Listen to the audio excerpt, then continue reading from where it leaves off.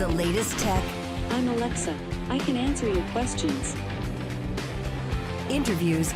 And we are evolving, and we are seeing an amazing opportunity that is happening. Accessibility. Accessibility is one of our core values. It's even a part of our mission statement. This is Double Tap TV. Welcome back to another edition of Double Tap TV. Thank you guys so much for being with us each and every single week. Of course, if you want to get involved, there's so many ways to do that. You can email us. The email address is feedback@ami.ca. On Twitter, we are at Double Tap Canada. And if you use the hashtag, which is AskDoubleTap, we're definitely going to take advantage of that because we've got another exciting episode of Ask Us Anything coming up. We won't tell you when, but it's coming up. So we want to hear your questions, anything about technology, anything about assistive technology. Let us know, and we will get to it on a future show, guaranteed. Of course, on all other social media, just look up Double Tap Canada or doubletap.online. I am Mark Aflalo. Beside me each and every single week, it would not be the same without Stephen Scott. Stephen, this week is an exciting episode because we've got a great guest from Microsoft who's going to be on board in a couple minutes talking all about accessibility of Windows 11, which brings me to a question I have for you, which is, when a new version of an operating system comes out, whether it be Mac OS, whether it be Windows, no matter what it is, as someone who uses all this assistive technology, is it something that you kind of sit, wait, and watch to see to make sure everything works? Or are you confident enough at this stage to jump right in and actually just hit that upgrade button and not worry that everything's going to work the way it should? Well, that would be the dream, Mark. The dream is just to hit that upgrade button, go straight to the next operating system. But when you use assistive tech, oftentimes, especially if you use third-party assistive tech, like, for example, if you're using JAWS on Windows, say, you have to know that when you do that upgrade, that JAWS is going to be there for you, is going to be able to cope. And you kind of take your direction from the companies like Freedom Scientific in that case. When it comes to Apple, it's a bit different because, of course, Apple and VoiceOver is all one, right? So in theory, you should be able to do the upgrade. But the reality is there's a bit of a chicken and egg situation with Apple and indeed any operating system in that you kind of want to wait until someone else has done it first. So you're just waiting for a blind person to say, hey, I've upgraded, it's all fine. And then you just go ahead and continue the upgrade. I think that the general rule is wait a month or two. Has that changed, do you think, at all with the adoption of this whole subscription model where updates are coming out almost daily? Like, they're able to patch things really quickly. Yeah, well, of course, the downside for accessibility users is that often can break accessibility. So when something is perfectly well and functioning, and a good example of this is actually Microsoft Teams.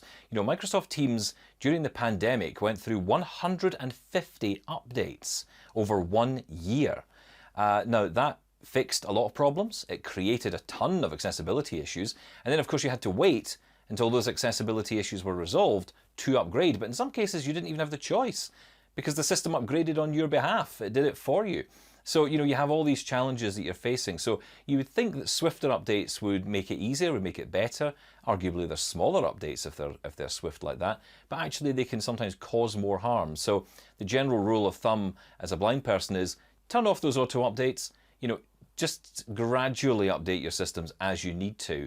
If there's a feature in there you really want, then check it first, check in with the community, check online, get on the JAWS user forums on Facebook, or if you're on Apple, check out appleviz.com. Make sure that you're aware of what's going on before you make that update. Now, companies like Freedom Scientific, the makers of JAWS, you have to assume that they're in on the insider program and the beta versions and are testing their software with every single update, wouldn't you? Absolutely, and they are. Companies like Freedom Scientific and others, not just them, but other companies that make assistive tech, which is crucial to the operating of the computer. Imagine an update, Mark, where you are unable to use the keyboard all of a sudden. How would that work? That wouldn't make any sense. Well, that's essentially what happens when a screen reader doesn't work. It disables our keyboard for us. It disables our input method for that device. So, it has to be right. And those companies are in, not just at the insider level, but I think they're definitely deeper into the company. Freedom Scientific does have a continual conversation with Microsoft to make sure that there aren't problems. We had a big issue when Windows 10 came along, that Windows Edge just didn't work with Freedom Scientific and JAWS at all. There was just no way that browser would work. And that was a real problem, and it was because Microsoft at that point wouldn't share the information that they were using to make Microsoft Edge and share that with companies like Freedom Scientific. And that, of course, led to a lot of problems. Thankfully, that's changed. Carolina Hernandez is a Windows accessibility leader over at Microsoft, and she is standing by to join us on this week's edition of Double Tap TV to dive into some specific features in Windows 11. Stephen, you've been using Windows 11 for a couple months now. Is there anything that you feel is lacking, or do you feel this was a fairly smooth transition from Windows 10? For a blind user, Mark, this has not felt like much of a movement at all. A lot of the changes in Windows 11 are visual. Things like moving the start menu to the center of the screen. That means nothing to me, right? I don't care what the start menu is. I'm just glad it's got one. I'm glad it's not Windows 8, that didn't even bother with a start menu. Or I think the whole thing was a start menu. Very bizarre. Horrible experience. Well, thankfully, we're not back to that. Yeah, most of the changes are under the hood or they're visual. And that means that we're not really noticing a huge difference. But there are a lot of things we are going to pick up on today through our conversation with Carolina. Well, I'm looking forward to it, so let's do just that. We're going to take a quick break here on Double Tap TV and come back with our guest, Carolina Hernandez, Windows Accessibility Leader over at Microsoft. Stick around. For more great Double Tap TV content, visit ami.ca/doubletap. This is Double Tap TV. Welcome back to Double Tap TV. Thank you so much for being with us each and every single week. I'm going to remind you again what our email address is.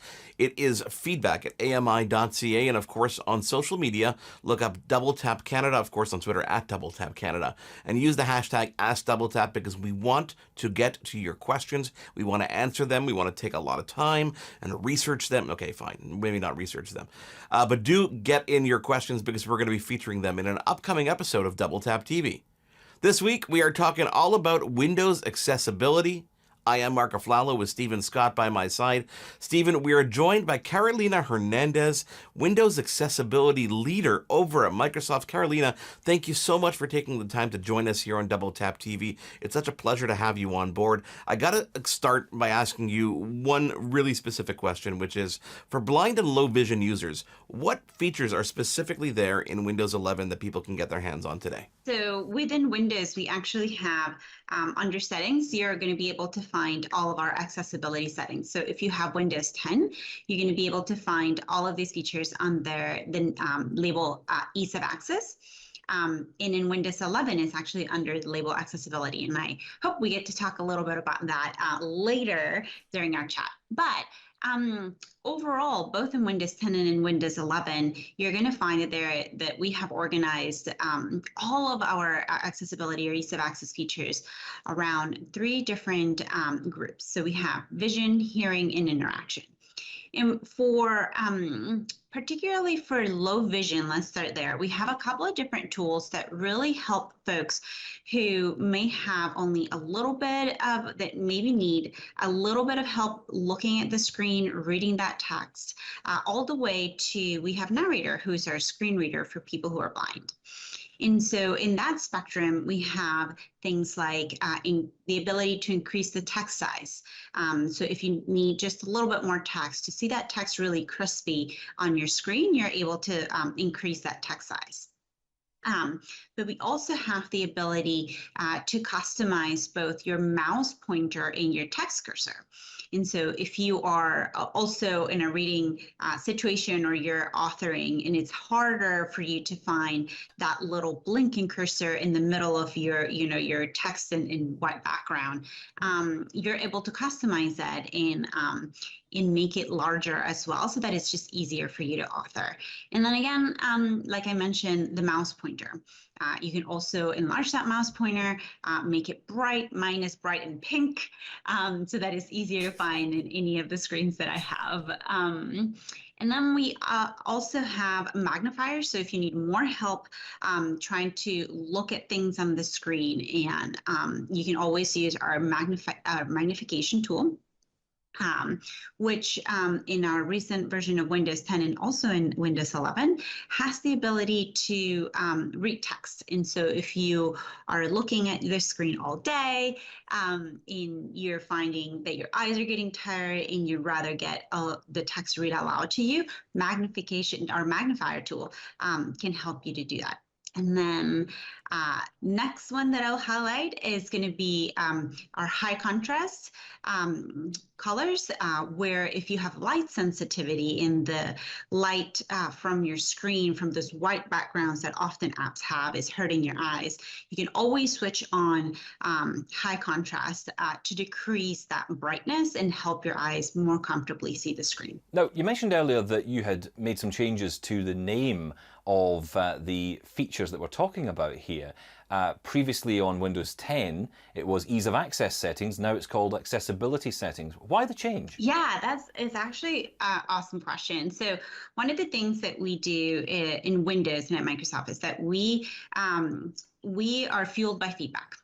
We love our customers and we love to hear from our customers. And one of the things that we heard from our customers was that the name ease of access was not very recognizable, right? We asked, one of the things that we try to do with this name ease of access was to encompass a set of features that would help people with disability, people that identify with having a disability and people that didn't identify with having a disability, but we knew that these tools could help them as well.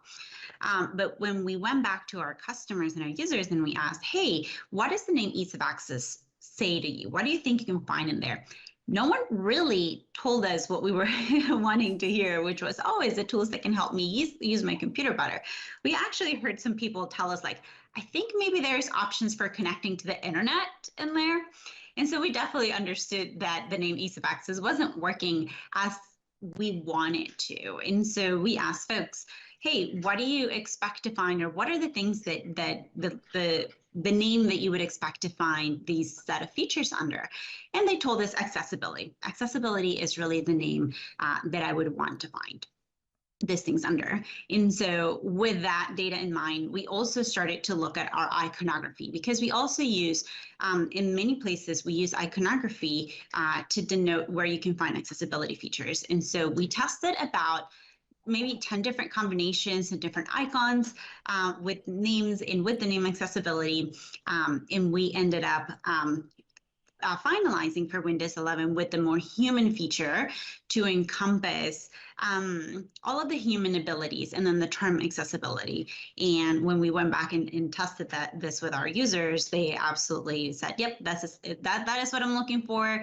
And that is really what I would expect to see. And so that's one of the main reason why we made the change from ease of access to accessibility in Windows 11. Carolina, stick around. We've got more questions for you. We want to dive into so many more features. It is Double Tap TV with Stephen Scott and Marco Flalo, and our guest Carolina Hernandez, Windows accessibility lead over at Microsoft. We're going to take a quick break and come back with more.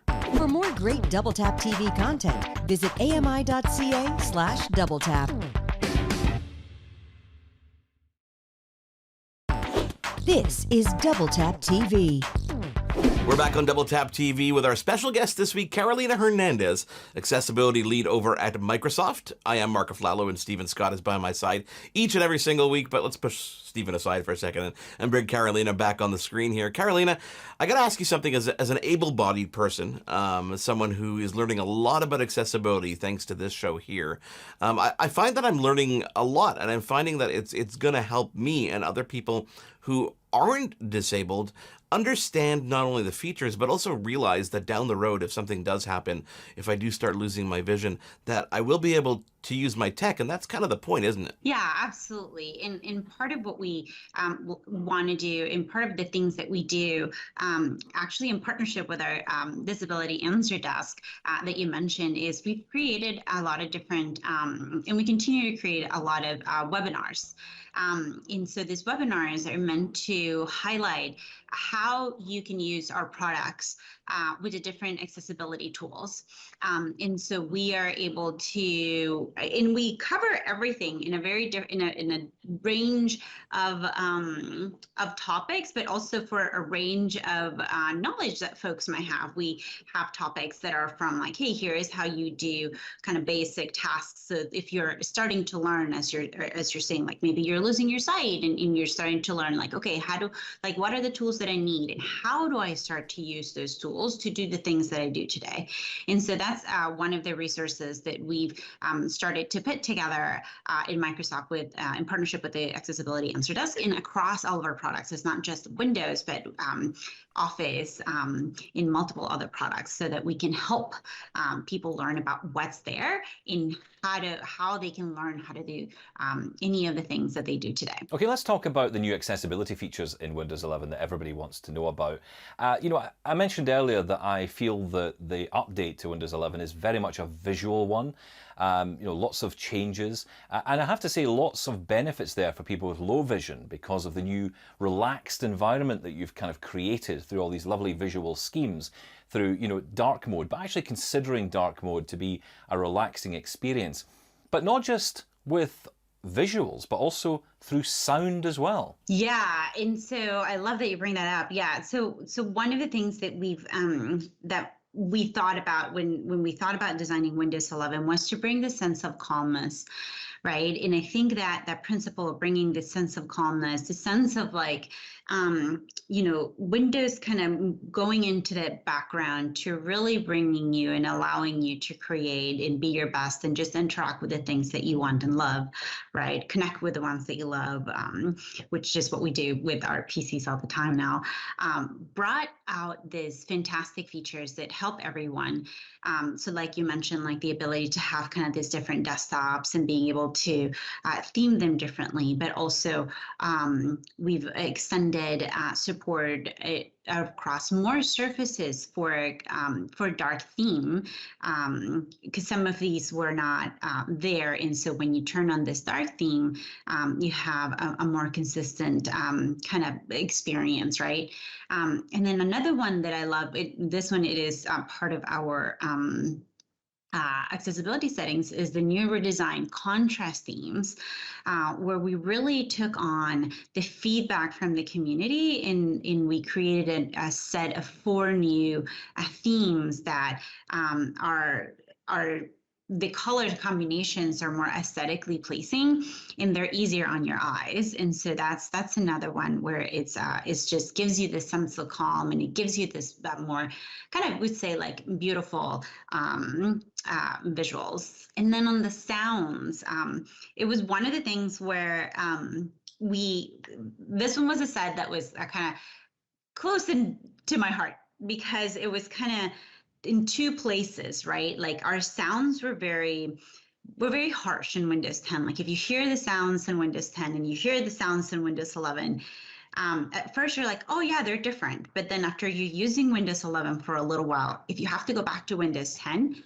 you're almost startled. Like, so we've started to get some feedback from some folks that are neurodiverse that said, hey, when I first heard the sounds, like I didn't think much about them. And now that I've been using them, I absolutely love them because they're not as harsh and they don't startle me every time like an email comes in or like a meeting invite, is reminding me that it's in 15 minutes. And so that is super fantastic for us to hear and to know from our customers. If you're just joining us, we're in conversation with Carolina Hernandez, Windows Accessibility Lead at Microsoft, talking all things Windows 11 accessibility. Now, Carolina, I got to ask you a question about Narrator, which is the screen reader that's built into Windows and Windows 11 specifically. What updates are there to Narrator in this version of Windows? With Narrator, in Windows 11, the thing that we focused really on 2 things with Windows 11. The first one that we focused on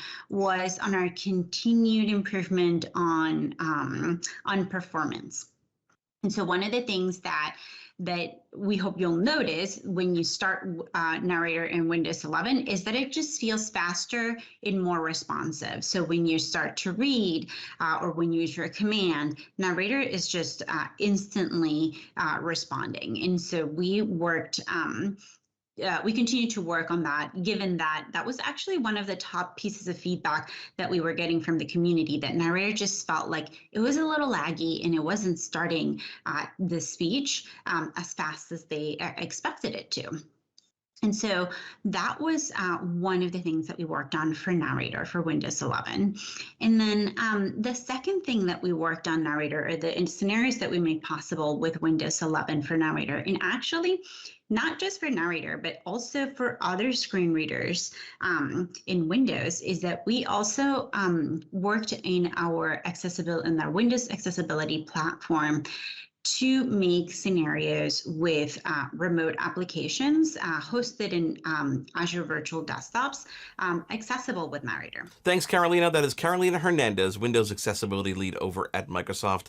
Thank you for taking the time to join us. Stephen, exciting to see all the new features and to realize that, with every new iteration of the operating system and really every new update now that it'll come down the road, we're going to see enhancements to these features across the board. Absolutely. The change in Microsoft's approach to accessibility over the years has been immense. I mean, it really has. In the last 5 years, we have seen massive change and, a renewed sense of importance in the software, in the delivery of the software, making sure it's accessible out of the box for anybody. Any user now can just press the keys Control, Windows, and Enter, and that opens up Narrator for you. That gets you started. Or you can get to the accessibility settings through the control panel and create those visual schemes that suit you, create sound schemes that are nice and relaxing for you. You've got all those high contrast options, larger text, way more than has ever been before. And Windows 11 is in some cases a bit of an update rather than some kind of revolution, but that's not necessarily a bad thing. There's a rule in the blind world which is don't move the sofa, because if you move it, I guarantee you I'll fall over it the next time I walk in the room. Keeping things where they are is good, and that's something I think we all appreciate. Well, you guys at home, stay where you are, don't move that sofa, and get in touch with us. Feedback at ami.ca, and of course on Twitter at DoubleTapCanada with that hashtag AskDoubleTap. On behalf of our guests Carolina Hernandez and Stephen Scott, I am Mark Aflalo. Thank you for being with us this week. We'll catch you again next week. Hosted by Mark Aflalo and Stephen Scott. Editing, Jordan Steves and Mark Aflalo. Voiceover, Anna Vicino. Integrated Described Video Specialist, Ron Rickford. Coordinating Producer, Jennifer Johnson. Director, Production, Kara Nye. Director, Programming, Brian Perdue. VP, Content Development and Programming, John Melville. President and CEO, David Arrington. Copyright 2022, Accessible Media, Inc.